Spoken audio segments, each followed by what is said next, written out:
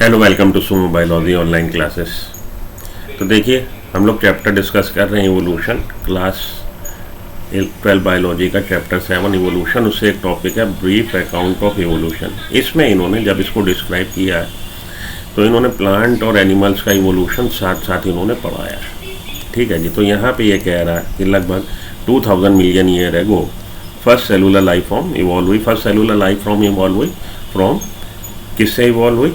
Non cellular aggregates of giant macromolecule. ये giant macromolecule क्या थे? ये जॉइंट मैक्रोमोलिक्यूल थे आपके आरएनए, प्रोटीन्स, डीएनए। इनके लिए टर्म यूज हो रहा है जॉइंट मैक्रोमोलिक्यूल। जब इनके चारों तरफ एक मेम्ब्रेनस कोट बन गया, मेम्ब्रेनस कवरिंग बन गई, तो अब हम इनको सेल के फॉर्म पे कंसीडर करने लगे। तो सेल अस्तित्व में आ गए, एग्जिस्टेंस में आ गई। ये सेल जो पहली सेल बनी वो प्रोकैरियोटिक सेल थी, तो प्रोकैरियोटिक सेल एग्जिस्टेंस में आ गई। ठीक है जी। अब उसने बोला है कि कैसे ये जॉइंट मैक्रोमोलिक्यूल, इनके चारों तरफ कैसे मेम्ब्रेनस ये कवरिंग आ गई, ये नहीं पता, लेकिन सेल बन गई। और उन सेल्स में से कुछ सेल्स में O2 रिलीज़ करने की क्षमता आ गई, वो O2 रिलीज़ करने लगे। और ये जो प्रोसेस था O2 रिलीज़ करने का, ये लगभग सिमिलर था जो हायर प्लांट्स में आपने फोटोसिंथेसिस पढ़ा। उसमें आप देखते हैं लाइट रिएक्शन, डार्क रिएक्शन, और लाइट रिएक्शन में आप फोटोलिसिस ऑफ वाटर पढ़ते हैं। फोटोलिसिस ऑफ वाटर होता है तो क्या रिलीज़ होता है? तो आपके रिलीज़ होते हैं प्रोटॉन, इलेक्ट्रॉन और ऑक्सीजन। ऑक्सीजन हवा में चली गई। ठीक है, ये प्रोटॉन ग्रेडियंट बनाता है, पता ही है आपको। तो लाइट रिएक्शन में आपका फोटोलिसिस ऑफ वाटर होता है और ऑक्सीजन इवॉल्व होती है। ऑक्सीजन किसके इवॉल्व होती है? वाटर के फोटोलिसिस होने से, वाटर के ब्रेकडाउन होने से ऑक्सीजन निकलती है। ओके, CO2 के ब्रेकडाउन होने से नहीं निकलती है, एक बात तो ये क्लियर हो गई। तो वाटर के ब्रेकडाउन होने से ऑक्सीजन निकलती है, फोटोलिसिस ऑफ वाटर से ऑक्सीजन निकलती है। साथ के साथ लाइट रिएक्शन में जो आपको प्रोडक्ट मिले थे वो मिले थे ATP और NADPH। इनका इस्तेमाल होता है डार्क रिएक्शन में, और डार्क रिएक्शन में इनकी सहायता से इनके जो पावर है, इस पावर से क्या बन जाता है, उसको यूज़ करके, एनर्जी को यूज़ करके बन जाती है ग्लूकोज। फोटोसिंथेसिस हो गया, कार्बनिक कंपाउंड बन गया, ग्लूकोज बन गया। तो ये तो कर रहा हायर ग्रीन प्लांट्स, लेकिन जो प्रिमिटिव सेल्स बनी थी उनमें भी ऑक्सीजन रिलीज़ करने की क्षमता आ गई थी, और लगभग सिमिलर इसी तरह से वो लोग रिलीज़ कर रहे थे ऑक्सीजन। ऐसा आपकी ये बुक बता रही है। आगे बोल रहा है जी ये तो थी सिंगल सेल्स थी। ये सिंगल सेल्स, अब थोड़ी सी बात जो नहीं बता रहा, प्रोकैरियोटिक सेल थी। प्रोकैरियोटिक सेल से इवॉल्व हुई यूकैरियोटिक सेल। शुरू में आए ऑर्गेनिज्म कौन से अस्तित्व में? जो सिंगल सेल प्रोकैरियोटिक सेल, और प्रोकैरियोटिक सेल से single cellular organism, single celled organism, eukaryotic organism, जिनको आप किंगडम प्रोटिस्टा में पढ़ते हैं। तो मोनेरा जो किंगडम है 5 किंगडम क्लासिफिकेशन में जो विटेकर साहब ने दे रखा है, उसमें एक किंगडम है आपका मोनेरा, जो प्रोकैरियोटिक सेल को रिप्रेजेंट करता है। इसमें आपके prokaryotic cell bacteria, eubacteria, cyanobacteria, ये सब आ रहे हैं। और आपका कौन आ रहे हैं जी? PPLO, प्लूरोनिमोनिया लाइक ऑर्गेनिज्म, वो किंगडम मोनेरा में। और किंगडम प्रोटिस्टा में कौन? सिंगल सेल यूकैरियोटिक, वो प्रोटिस्टा रिप्रेजेंट करता है। अब सिंगल सेल यूकैरियोटिक से मल्टी सेलुलर यूकैरियोटिक बने, और मल्टी सेलुलर यूकैरियोटिक ऑर्गेनिज्म से मल्टी सेलुलर यूकैरियोटिक ऑर्गेनिज्म के डाइफर्केशन होने से, डाइवर्सिफाइड होने से, बाइफर्केशन होने से ये डाइवर्सिफिकेशन हुआ, तो प्लांट सेल्स भी अस्तित्व में आई और एनिमल सेल्स भी अस्तित्व में आई। प्लांट्स और एनिमल्स आ गए एग्जिस्टेंस में। प्लांट्स में क्या बने? पहले ग्रीन एल्गा, थैलोफाइट्स बने। थैलोफाइट्स जिनकी बॉडी मल्टी सेलुलर थी लेकिन वेल डिफ्रेंशिएटेड नहीं थी, थैलोफाइट्स। उसमें क्या आ गए? ग्रीन एल्गी आ गए आपके। और इधर एनिमल्स में कौन आए अस्तित्व में? सबसे पहले आए इनवर्टिब्रेट्स, और फिर बने इनसे इवॉल्व होते होते भाई आपके पोरीफेरा, सिलेंट्रेटा, टीनोफोरा, प्लेटेलमेंथीज, इस तरह से एस्केलमेंथीज, एनिलीडा, आर्थ्रोपोडा, मोलस्का, आप जानते ही हैं पूरा जो विकास का क्रम है। फाइनली हेमिकॉर्डेटा, हेमिकॉर्डेटा के बाद कॉर्डेट्स आए अस्तित्व में।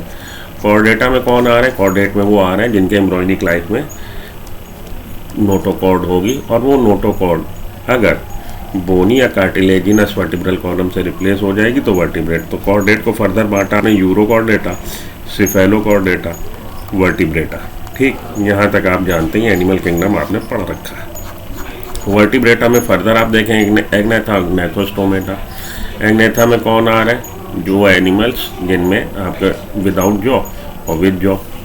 ठीक है, तो वर्टिब्रेट्स में आपको आगे फर्दर हम लोग उसका भी क्लासिफिकेशन पढ़ेंगे, एनिमल किंगडम में पढ़ चुके हैं। आइए वापस आइए, अब यहाँ पे कह रहा है सिंगल सेल ऑर्गेनिज्म बनने के बाद slowly single celled organism become multi cellular organism. अब यहाँ से इसने हिस्ट्री चालू करी by the time of 500 million year एगो। 500 मिलियन ईयर एगो क्या हो रहा था, यहाँ से अब जो हम लोग आगे बात करेंगे कि 500 मिलियन ईयर एगो पहले क्या हो रहा था। तो 500 मिलियन ईयर एगो पहले इन्वर्टिब्रेट्स वर फॉर्म, इन्वर्टिब्रेट के फाइलम बन चुके थे, एक्टिव थे। उसके बाद वर्टिब्रेट्स पे आ गया, जॉलेस फिशेस पे आ गया। अब यहाँ पे आगे जो इसने स्टोरी आपको सुनाई है, इसने साथ के साथ एनिमल को और प्लांट को लेके चला है, जिसमें थोड़ा सा कन्फ्यूज़न होता है। तो मैं आपको लेके चलता हूँ अपनी स्लाइड्स पे, जहाँ पे मैं केवल एनिमल्स की बात करूँगा। प्लांट्स को मैंने अलग से डिस्कस किया, आप वो वीडियो देख सकते हैं। तो इवोल्यूशन ऑफ एनिमल्स पे आ जाइए। By the time of 500 million year एगो ऑल इन्वर्टिब्रेट्स फाइलम वर फॉर्म एक्टिव। जितने भी इन्वर्टिब्रेट फाइलम थे हेमिकॉर्डेट तक वो बन चुके थे और एक्टिव थे। जॉलेस फिशेस, तो अब आप आ गए किस पे, देखिए आ गए अब आप किस पे, वर्टिब्रेट्स पे आ गए। Jawless fishes probably evolve around 350 million year एगो। जॉलेस फिशेस जो थी वो 350 मिलियन ईयर एगो पहले बन चुकी थी। ठीक है, ओरिजिनेटेड इन ऑर्डोविशियन पीरियड, इसको आप बाईपास कर सकते हो। तो जॉलेस फिशेस कौन सी हो गई, ऑस्ट्रेकोडर्म्स हो गए और साइक्लोस्टोम्स हो गए। तो vertebrate is divided into 2 division, Agnatha and Gnathostomata, उनमें जिनमें आपको मिल रहा है क्या, जॉलेस और ये विद जॉ वाले। तो जॉलेस में आपके ऑस्ट्रेकोडर्मी और साइक्लोस्टोमेटा आते हैं। ऑस्ट्रेकोडर्मी का अपनी बुक में जिक्र नहीं है। ऑस्ट्रेकोडर्मी क्लास ऑस्ट्रेकोडर्मी जो है ऑल एक्सटिंक्ट, सबके सब एक्सटिंक्ट हो चुकी हैं। These are fresh water fishes, fresh water fishes थे विच वर फर्स्ट वर्टिब्रेट्स, जो पहले वर्टिब्रेट्स थे। ठीक है जी, तो ये थोड़ा सा आप चाहो तो यहाँ से मेरा ये आप लेके इसको आप स्क्रीन कैप्चर कर लीजिएगा। थोड़ा सा इसको आप पढ़ने के लिए आपके लिए अगर चाहिए हो तो इसको आप कर सकते हैं। थोड़ा सा मैं इसको आपके लिए मैग्नीफाई कर दूं।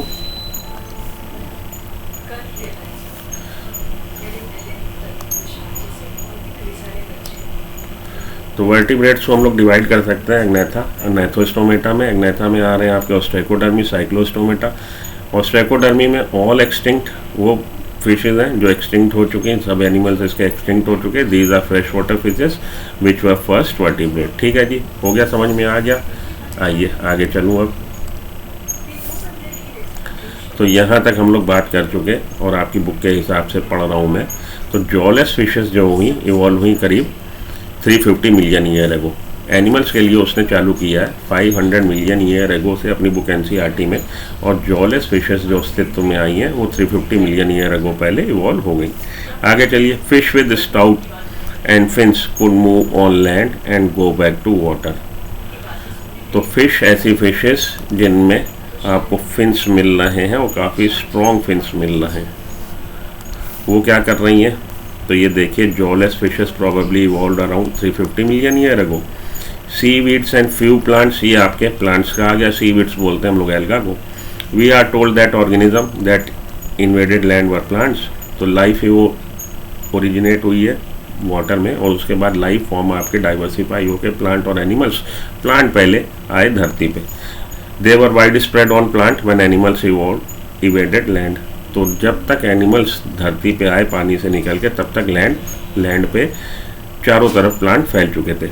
Fish with stout and strong fins, ऐसी फिश जिनके की बड़े स्ट्रॉन्ग फिन्स थे, could move on land and go back to water. वो पानी से लैंड पे आ सकती थी और लैंड पे वापस जा सकती थी, मतलब फिन्स पे चल सकती थी एक तरह से, इसने ये बताया। This was about 350 million year एगो, करीब 350 मिलियन ईयर एगो पहले ये इस तरह की फिशेस अस्तित्व में यहाँ धरती पे थी। इन 1938, अब वापस बता रहा है 1938, तो चलता हूँ वापस अपनी स्लाइड पे। ये है लोग फिन जिसकी ये बात करने जा रहा है कि जिनके बड़े फिन्स जो थे, फिन्स स्ट्रॉन्ग थे। तो ये आपकी वो उसका एक diagram. Fish with stout and strong fins could move on land, land पे मूव हो सकते थे, and go back to water, जा सकते थे। In 1938 a fish coelacanth caught in South Africa, these called lobe fins evolve in first amphibian. तो ऐसी fish जिनके की स्ट्रॉन्ग और स्टाउट फिन्स थे वो लैंड पे मूव हो सकते थे और लैंड पे आने के बाद वापस पानी में जा सकते थे। इसी तरह की एक फिश सिलाकेन पकड़ी गई कहाँ पे, साउथ अफ्रीका में 1938 में। इनको लोब फिन्स बोला क्योंकि इनके फिन्स लोब शेप थे और काफ़ी स्ट्रॉन्ग थे, और इन्हीं से इवॉल्व हुए हैं एम्फीबिया। ठीक है जी। तो जब आप वर्टिब्रेट्स पढ़ते हैं, वर्टिब्रेट्स में आप मतलब हम लोग के कॉर्डेट्स में यूरोकॉर्डेटा से पहले कॉर्डेटा वर्टिब्रेटा, वर्टिब्रेटा को वर्टिब्रेट्स में आप फर्दर देखेंगे आपके डिवीजन हो गए दो, एग्नेथा एंड नेथोस्टोमेटा। नेथोस्टोमेटा में आपको क्या मिलेगा, आपको मिलेंगे एम्फीबियंस, एम्फीबियंस, रेप्टाइल्स, बर्ड्स जिनको कि एव्स कह लीजिए, बर्ड्स और मैमल्स, ये आप पढ़ते हैं। ठीक है जी। तो अब देखिए हम लोगों ने देखा कि इनवर्टिब्रेट्स फाइलम के बाद वर्टिब्रेट्स अस्तित्व में आ गए, जॉ फिशेज अस्तित्व में आ गई। जॉ फिशेज में कुछ फिशेज ऐसी जो धरती पे आ सकती थी, उनके क्योंकि बड़े स्ट्रॉन्ग फिन्स थे और वापस धरती से पानी में चली जा रही थी, उनको इन्होंने बोला है जी क्या, लोब फिन्स, या उसी में से एक फिश सिलाकेन जिसको कि साउथ अफ्रीका के तट पर पकड़ा गया। अब इनसे कौन इवॉल्व हुए, इनसे इवॉल्व हुए एम्फीबियन। एम्फीबियन तक की कहानी पे हम आ गए। तो evolve in first amphibian, lobe fins evolve in first amphibian. तो आप क्रोनोलॉजी समझ लीजिए, हर चीज़ को याद रखिएगा। ठीक है, आगे चलता हूँ। However, there were ancestor of modern day frogs and salamanders. These were, तो ये जो फर्स्ट एम्फीबियन थे, फर्स्ट एम्फीबियन ही से आज के मॉडर्न डे के एम्फीबियन जो कि फ्रॉग और सलामेंडर हैं वो इवॉल्व हुए। तो कह रहा है कि उनके एंसेस्टर हैं कौन भैया, जो हमारे बने शुरू में जो एम्फीबियन बने वो आज की तारीख के मॉडर्न डे जो एम्फीबियन है उनके एंसेस्टर हैं, पूर्वज है। Amphibians originated in Devonian period, ये पहले खूब पूछा जाता था, ये अब नहीं पूछा जाता, तो इसको आप बाईपास कर सकते हो, दिमाग में टेंशन ना लो। The amphibians evolved into reptile. तो अब तक हम लोगों ने कहानी पढ़ ली थी इनवर्टिब्रेट्स, इनवर्टिब्रेट में फिर वर्टिब्रेट्स, वर्टिब्रेट में पहले फिशेस, जॉलेस फिशेस, फिर जॉड फिशेस, जॉ फिशेस से एम्फीबियन, एम्फीबियन से रेप्टाइल, एम्फीबियन से इवॉल्व हुए रेप्टाइल। ठीक है, ड्यूरिंग कार्बोनीफेरस पीरियड। तो ये अगर आप याद रखना चाहो रखो, वरना पूछा नहीं जाता, आप इसकी वैसे ही याद रख लो, फ्लो चार्ट याद रख लो। तो एम्फीबियन से इवॉल्व हुए reptile, they lay thick shelled eggs which do not dry up in sun unlike those of amphibian. तो ये रेप्टाइल जो थे, रेप्टाइल भी एग लेइंग एनिमल्स थे और इनके एग की खासियत ये थी कि उसके चारों तरफ थिक शेल्ड होता था। थिक शेल्ड होने का एडवांटेज ये था कि वो ड्राई नहीं होता था सन की लाइट से, और एम्फीबियन का थिन शेल्ड होता था तो वो ड्राई हो जाता था। ठीक है, again we only see their modern day descendants. आज की तारीख में भी रेप्टाइल के केवल जो मॉडर्न डे जो नए उनके बिल्कुल जो हमारे मॉडर्न डे डिसेंडेंट्स हैं, आज के वंशज जो हैं, उन्हीं को हम लोग देख पाते हैं, टर्टल, टॉर्टॉइज और crocodile. Reptiles dominated earth for the next 200 million year.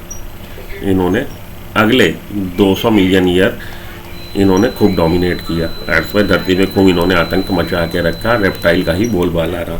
तो 350 मिलियन ईयर अगो पहले ही अस्तित्व में आए और अगले 200 मिलियन ईयर तक इन लोगों ने राज किया, मतलब आज से करीब 150 मिलियन ईयर अगो पहले तक रेप्टाइल का ही बोलबाला रहा, ये कहने का मतलब है। तो यहाँ पर टर्टल, टॉर्टॉइज वगैरह की आपको सलामेंडर की मैंने पिक्चर डाउनलोड करके आप लोग के लिए, ताकि आप लोग समझ सकें। तो एम्फीबियन, एम्फीबियन से इवॉल्व हुए कौन, एम्फीबियन से इवॉल्व हुए रेप्टाइल। फिर से आप फ्लो चार्ट याद कर लीजिए, इन्वर्टिब्रेट्स बन चुके थे 500 मिलियन ईयर अगो पहले, उनमें से क्या हुआ जी, एम्फीबियन से फिर इवॉल्व हुए कौन, इन्वर्टिब्रेट। इन्वर्टिब्रेट्स हो चुके थे, सॉरी इन्वर्टिब्रेट्स हो चुके थे, इन्वर्टिब्रेट से फिर इवॉल्व हुई जॉलेस फिशेस। जॉलेस फिशेस कब अस्तित्व आई, 350 million year ago. Jawless fishes के बाद जॉड फिशेस अस्तित्व में आ गई, और उन्हीं में से एक फिश में से कुछ फिशेज ऐसी थी जिनके बड़े स्ट्रॉन्ग फिन्स थे और वो धरती पे आ सकती थी और धरती से वापस पानी में जा सकती थी। उन फिशेज से इवॉल्व हुए कौन, जिनको कि हम लोब फिन बोल रहे हैं, उनसे इवॉल्व हुए फर्स्ट एम्फीबियन, और एम्फीबियन से ही इवॉल्व हुए मॉडर्न डे डिसेंट्स उनके कौन से जी, जिनको आप देखते हैं फ्रॉग हो गए, सलामेंडर हो गए। ठीक है, और एम्फीबियन से इवॉल्व हुए रेप्टाइल। रेप्टाइल की खासियत ये थी कि इनके एग जो थे वो थिक शेल्ड थे, थिन शेल्ड नहीं थे, और थिन शेल ना होने से एडवांटेज ये था, थिक शेल होने से एडवांटेज ये था कि उनके एग सनलाइट में, सन की लाइट में या सन की कहिए हीट से ड्राई नहीं हो रहे थे। और आज की तारीख में भी रेप्टाइल्स में से हमको केवल उनके मॉडर्न डे डिसेंडेंट्स अपने साथ चारों तरफ प्रेजेंस में दिखते हैं, जैसे कि turtle, tortoise, crocodile etcetera. Reptile dominated, reptiles ने डोमिनेट किया अर्थ को अगले 200 मिलियन ईयर एगो। 200 मिलियन ईयर इन्होंने रेप्टाइल ने खूब यहाँ पे राज किया। आगे चलिए, some of this land reptiles went back to water and evolve into fish like reptiles. इनमें से कुछ रेप्टाइल वापस पानी में चले गए। रेप्टाइल जो आज से कितने साल पहले लगभग अस्तित्व में आए हैं, आज से 300 मिलियन ईयर अगो पहले अस्तित्व में आए हैं। ठीक है जी। अगले 200 साल तक उन्होंने राज किया, 200 मिलियन ईयर राज किया, मतलब 150 मिलियन ईयर अगो पहले तक उनका राज रहा। लेकिन आज से करीब 200 मिलियन ईयर अगो पहले कुछ रेप्टाइल धरती से पानी में चले गए। इक्थियोसॉर्स कहला रहे हैं ये उनके फोटो, इक्थियोसॉर्स। तो ये भी याद रखिएगा, कुछ रेप्टाइल ऐसे थे लैंड रेप्टाइल जो वापस, उनको समझ में नहीं आई धरती, सूट नहीं करी, वापस पानी में चले गए। नहीं भैया तेरे घर मन नहीं लग रहा, मैं तो जा रहा हूँ अपने वापस back to pavilion. The land reptile world, और लैंड पे जो रेप्टाइल रह गए उनमें डायनासोर्स इवॉल्व हुए। The biggest of them tyrannosaurus rex. तो ये बिगेस्ट का नाम कैसे याद रखेंगे, एक मुक्केबाज हुआ था बहुत फेमस, टाइसन, बड़ा फ्यूरियस था, तो उसी से आप इसको कोरिलेट कर लीजिए कि बिगेस्ट डायनासोर आपका टाइसन नहीं बेटा, टायरेनोसोर्स। ठीक है, काम आपका चलेगा, आपके दिमाग में टैटू बन जाएगा, याद रहेगा। About 650 million year ago dinosaurs disappeared. ये लाइन इंपॉर्टेंट है, आज से करीब 65 million year ago dinosaurs disappeared हो गए फ्रॉम द अर्थ, गायब हो गए। We don't know the true reason, हमें नहीं पता क्या रीज़न था, काहे नहीं मन उनका लगा, काहे वापस चले गए, रब जाने। सम से क्लाइमेटिक चेंजेस किल्ड देम, कुछ कहते हैं कि क्लाइमेट में हुआ चेंज, उनको सूटेबल नहीं रहा और वो चले गए।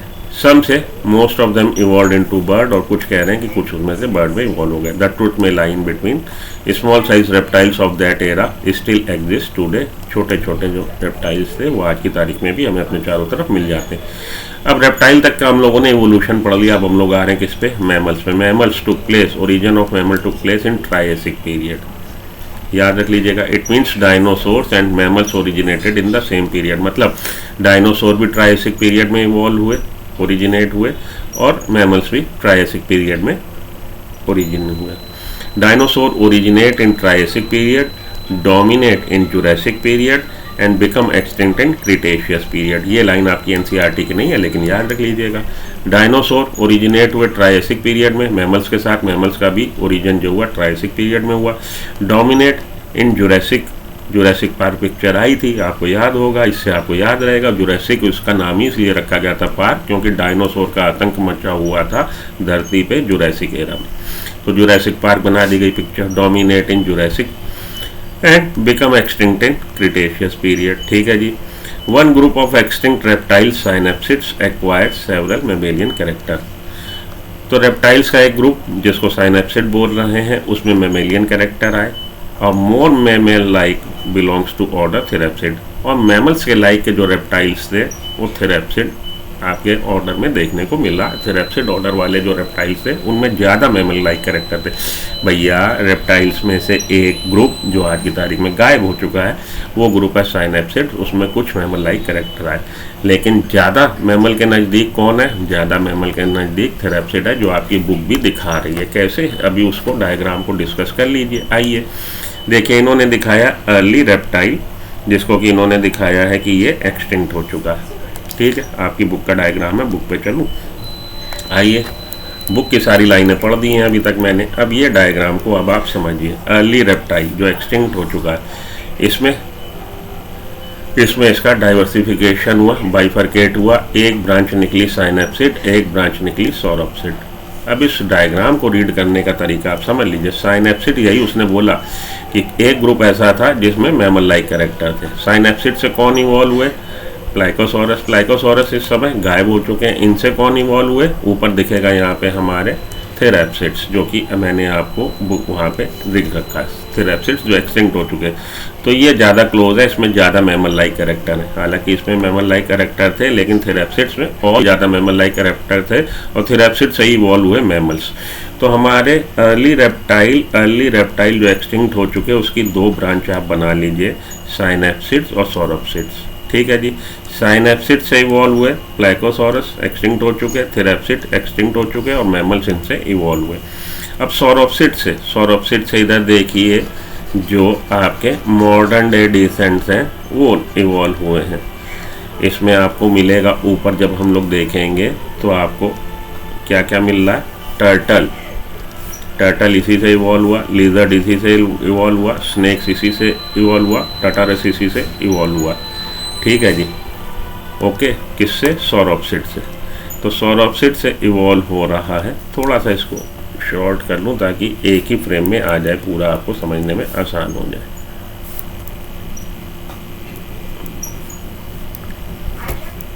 हाँ, अब देखिए आप, तो ये है आपका अर्ली रेप्टाइल जो एक्सटिंक्ट हो चुका, उससे आपकी ब्रांच बना लीजिए सौरोप्सिड और साइनैप्सिड।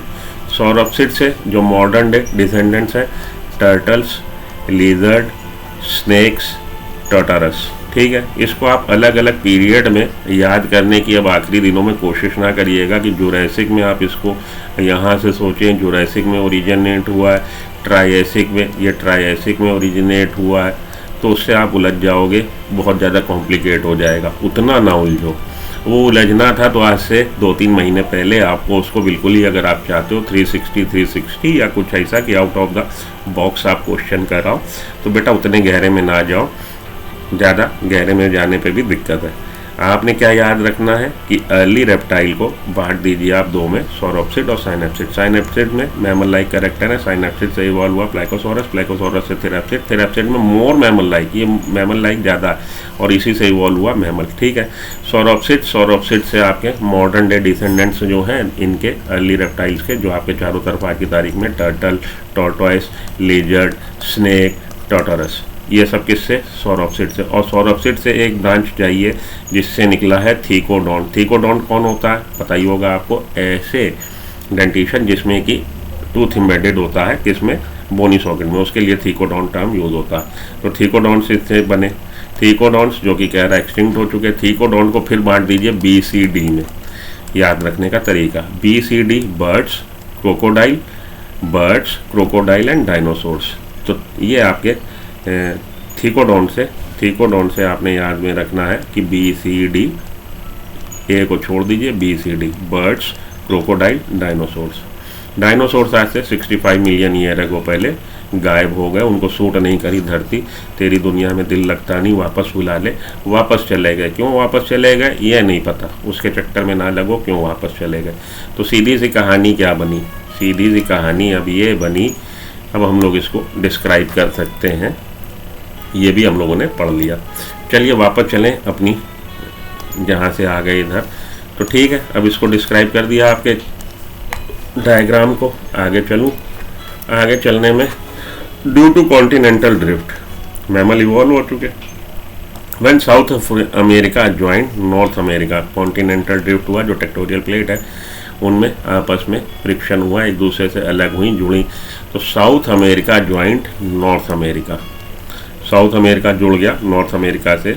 These animals were overridden by North America fauna. तो साउथ अमेरिका के एनिमल को ओवर पावर कर लिया किसने? नॉर्थ अमेरिका के एनिमल्स में। फौना का मतलब animals. South American mammals were horse, hippopotamus, bear, rabbit etcetera. South America में जो एनिमल्स मैमल्स थे वो हॉर्स, हिप्पोपोटामस, बियर, रैबिट थे। नॉर्थ अमेरिकन मैमल्स वर बिस्कन, जगुआर, माउंटेन लाइन।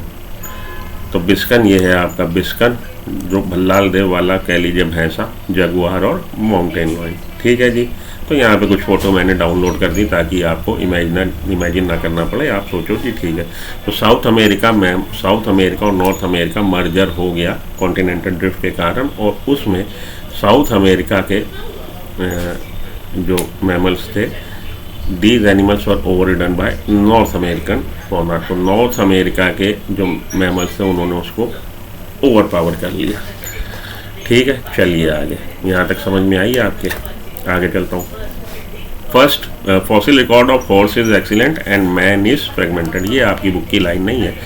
तो अगर आप फॉसिल रिकॉर्ड बनाएंगे हॉर्स के एवोल्यूशन का, तो उसमें आपको पूरा फ्लो चार्ट देखने को मिलेगा, फॉसिल रिकॉर्ड कंप्लीट मिलेगा, एक्सीलेंट मिलेगा। लेकिन मैन में ये फ्रेगमेंटेड है, कुछ कड़ियाँ, कुछ लिंक मिस है। तो अगर आप देखते हैं, हम लोग देखेंगे होमो हैबिलिस, होमो इरेक्टस, होमो निएंडरथैलेंसिस, होमो सैपियंस, लेकिन कुछ बीच में कड़ी मिस है जहाँ समझ में नहीं आता कि उस दौरान कौन सा मैन अस्तित्व में था। लेकिन वो आने वाले समय में हो सकता है फॉसिल रिकवर हो और उसका हम लोग फिलअप कर लें जो चार्ट हमारा मिस है। Due to same continental drift pouch mammals of Australia, जिनको मार्सुपियल बोलते हैं, survive because of lack of competition from any other mammal. तो ऑस्ट्रेलिया में आपको पाउच मैमल्स मिलेंगे जिनको कि हम लोग क्या बोलते हैं, मार्सुपियल्स बोलते हैं।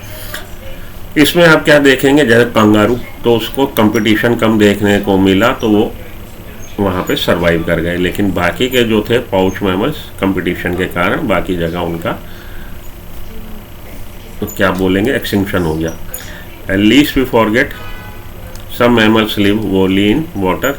याद रखना चाहिए कि कुछ मैमल्स ऐसे हैं कि जो पानी में ही पूर्णतः अपना जीवन बिताते हैं। Whales, dolphin, seals and sea cow, ये याद रख लीजिएगा। कौन से 4 ऐसे मैमल है, क्वेश्चन यहाँ से फ्रेम हो सकता। वो लिखेगा out of this which one is not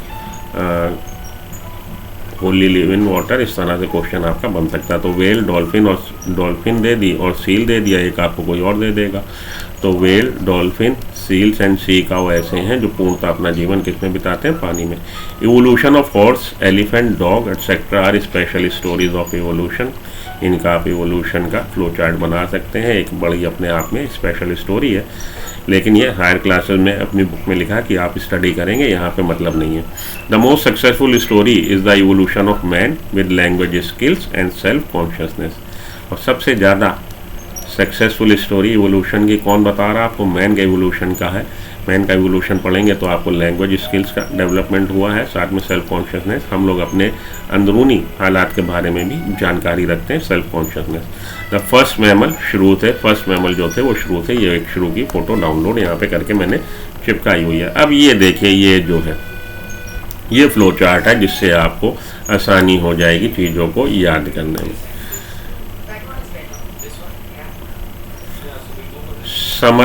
summary बोले या समअप करें तो शुरुआत में देखिए, by the time of 500 million year एगो all invertebrates phylum were formed and active. आप केवल इसी को अगर याद कर लेंगे तो आपका काम चलेगा। Jawless fishes probably evolved around 350 million year एगो। ठीक, इन फिशेस में से कुछ फिश ऐसी थी जिनके बड़े स्ट्रॉन्ग फिन्स थे। उन फिशेस का नाम लोब फिन्स है। और उनसे कौन इवॉल्व हुए, उनसे इवॉल्व हुए फर्स्ट एम्फीबियंस। इनमें से सिलाकेंथ 1938 में साउथ अफ्रीका के तट पर पकड़ी गई। आज की तारीख में इनके और आपको स्पेसिमेन देखने को नहीं मिलते और इनकी प्रेजेंस देखने को नहीं मिलती। दे वर एंसेस्टर ऑफ मॉडर्न डे। ये एम्फीबिया में इवॉल्व हुए, सिलाकेंथ कह लीजिए, इनसे फर्स्ट एम्फीबियन इवॉल्व हुए। और फर्स्ट एम्फीबियन आगे चल के इनके मॉडर्न डे वंशज आपको देखने को मिलते हैं, फ्रॉग और सैलामेंडर देखने को मिलते हैं। एम्फीबियन से इवॉल्व हुए रेप्टाइल का थिक शेल्ड एग थे जो कि सन की हीट में ड्राई नहीं हो रहा था। और इनके मॉडर्न डे जो डिसेंडेंट्स हैं, वंशज हैं, वो हैं टर्टल, टॉर्टॉइस, क्रोकोडाइल, जो हम अपने चारों तरफ देखते हैं। ये लैंड रेप्टाइल से, इनमें से कुछ लैंड रेप्टाइल क्या थे, पानी में वापस चले गए और उनसे डेवलप हुए हैं फिश लाइक रेप्टाइल इक्थियोसॉरस, करीब 200 मिलियन ईयर को पहले। लैंड रेप्टाइल में सबसे ज़्यादा डेंजरस या सबसे ज़्यादा बिगेस्ट या फ्यूरियस कौन था, टायरानोसोर रेक्स था। Origin of mammal took place in Triassic period, और सेम पीरियड में ही इवॉल्व हुए, ओरिजिनेट हुए कौन, हमारे dinosaurs. It mean dinosaur and mammals originated in same period. One group of extinct reptile synapsid, अभी आपने देखे सौरोप्सिड और साइनेप्सिड में डाइवर्सिफाई हुए। साइनेप्सिड क्या था, उसमें मैमेलियन लाइक कैरेक्टर थे, और इससे भी ज़्यादा मैमेलियन लाइक कैरेक्टर किसमें थे, थिरैप्सिड में थे। और थिरैप्सिड से ही इवॉल्व हुए मैमल। ठीक है जी, हम लोग मैमल इवोल्यूशन, हम लोगों ने मैमल्स का इवोल्यूशन तक पढ़ लिया। तो एनिमल्स में आपको इतना ही याद रखना है, इससे आपका काम चलेगा। अब क्वेश्चन जो फ्रेम हो सकते हैं, the ancestor of modern day frog and salamander कौन थे, मॉडर्न डे सैलामेंडर और फ्रॉग के एंसेस्टर हो गए हमारे सिलाकेंथ। ठीक है, इसी से कौन बने, एम्फीबियन, और एम्फीबियन से मॉडर्न डे डिसेंडेंट्स बने। तो हमारा आंसर हो जाएगा coelacanth. Which one is the first vertebrate, first vertebrate कौन है, जॉलेस फिशेज है। हाँ जी, जॉलेस फिशेज है। वर्टिब्रेट को आप एग्नेथा नेथोस्टोमेटा में बांटते हैं, और एग्नेथा में आपको कौन मिल रहा है? साइक्लोस्टोम्स मिल रहा है, ऑस्ट्रेकोडर्मी मिल रहा है। तो जॉलेस फिशेज हमारी कौन हो गई भाई? जॉलेस फिशेज हमारी आंसर हो जाएगा कि ये फर्स्ट वर्टिब्रेट्स थे जो इवॉल्व हुए। चलिए, the dinosaur suddenly disappeared from earth about 65 million year ago. पहले रीजन अननोन है। इस तरह से क्वेश्चन आपके फ्रेम हो सकते हैं। तो ये वाला आपका फ्लो चार्ट आप अच्छे से इसी को रट जाइए, आपका काम चलेगा।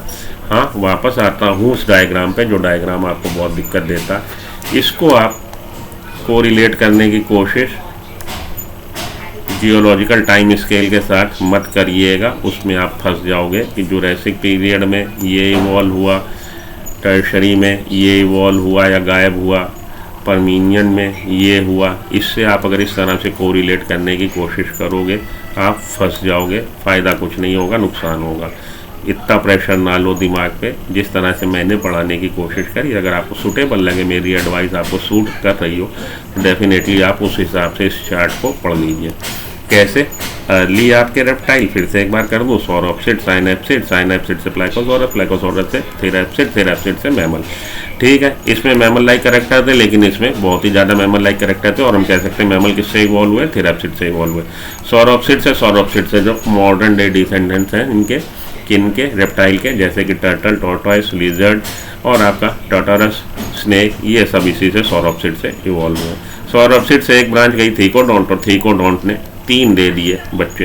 कौन से जी? BCD, birds, crocodile, dinosaur. इतना याद रख लीजिए, काम आपका फन्ने का चलेगा। उम्मीद करता हूँ लेक्चर आपको पसंद आया होगा। अगर पसंद आया तो बेटा लाइक बटन हिट कर लो, चैनल को सब्सक्राइब कर लो, और 7th में 8th में तक मेरे साथ बने रहो। 7 मई को आप लोग को ऑल द बेस्ट। आप अच्छे से नीट दे के आइए। 7 मई को नीट होने के बाद जैसे ही क्वेश्चन पेपर मेरे हाथ में आएगा, मैं आपको विद इन 1 आवर नीट के ख़त्म होने के यहाँ पे मैं वीडियोस, उसके रिकॉर्डेड लेक्चर अब डालने लगूंगा। सबसे पहले मैं उन्हीं चैप्टर, आपके क्वेश्चंस को सॉल्व करूंगा जो क्वेश्चंस ट्रिकी होंगे, कॉन्सेप्चुअल होंगे, डायरेक्ट लाइनर नहीं होंगे। डायरेक्ट लाइनर क्वेश्चन तो आप लोग घर आती है NCERT से खुद ही पढ़ लेते हो। पिछले साल भी नीट 2022 में भी मैंने क्वेश्चन सॉल्व करके तुरंत उसको मैं रिकॉर्डेड लेक्चर, रिकॉर्डेड सोल्यूशन डाल रहा था।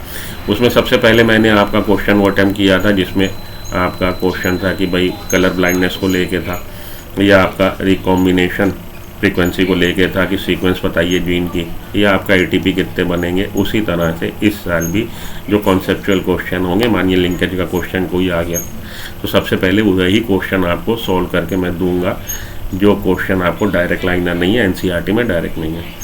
तो बने रहिए मेरे साथ सुमो बायोलॉजी के साथ नीट की प्रिपरेशन के लिए, और करते रहिए।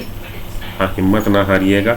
आखिरी समय में पढ़ाई अपनी दुरुस्त रखिए, अपनी सेहत का ख्याल रखिए। मिलता हूँ ब्रेक के बाद। Good luck, goodbye, have a nice day.